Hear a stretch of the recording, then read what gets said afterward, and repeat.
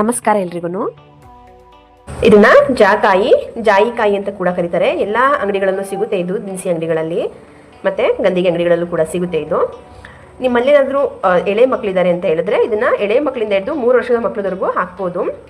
ಒಂದು ತಿಂಗಳಿಂದ ಹಿಡಿದ್ಬಿಟ್ಟು ಮಕ್ಕಳಿಗೆ ಹಾಕೋದಕ್ಕೆ ಸ್ಟಾರ್ಟ್ ಮಾಡ್ಕೋಬೋದು. ಇದು ಯಾವುದೇ ರೀತಿ ಸೈಡ್ ಎಫೆಕ್ಟ್ ಇರೋದಿಲ್ಲ. ಇದರಿಂದ ಕಫ ಏನು ಕಟ್ಟುತ್ತೆ ಮಕ್ಕಳ ಎದೆಯಲ್ಲಿ ಸಂಪೂರ್ಣವಾಗಿ ಅವರೇನು ಮಲ ವಿಸರ್ಜನೆ ಮಾಡ್ತಾರೆ, ಮೋಷನ್ ಪಾಸ್ ಮಾಡ್ತಾರೆ, ಅದರಲ್ಲಿ ಲೋಳೆ ರೂಪದಲ್ಲಿ ಹೋಗ್ಬಿಡುತ್ತೆ. ಇದನ್ನ ಹೇಗೆ ಯೂಸ್ ಮಾಡೋದು ಅಂತ ಹೇಳಿದ್ರೆ 1 ತಿಂಗಳಿಂದ 6 ತಿಂಗಳವರೆಗೂ ತಾಯಿಯ ಎದೆ ಹಾಲಲ್ಲಿ ಇದನ್ನ ತೆಗೆದ್ಬಿಟ್ಟು ಮಕ್ಕಳಿಗೆ ಕುಡಿಸ್ಬೇಕು. 6 ತಿಂಗಳು ಮೇಲ್ಪಟ್ಟ ಮಕ್ಕಳಿಗೆ ನೀರು ಅಥವಾ ಹಸುವಿನ ಹಾಲಲ್ಲಿ ಕೂಡ ತೆಗೆದ್ಬಿಟ್ಟು ಕುಡಿಸ್ಬೋದು.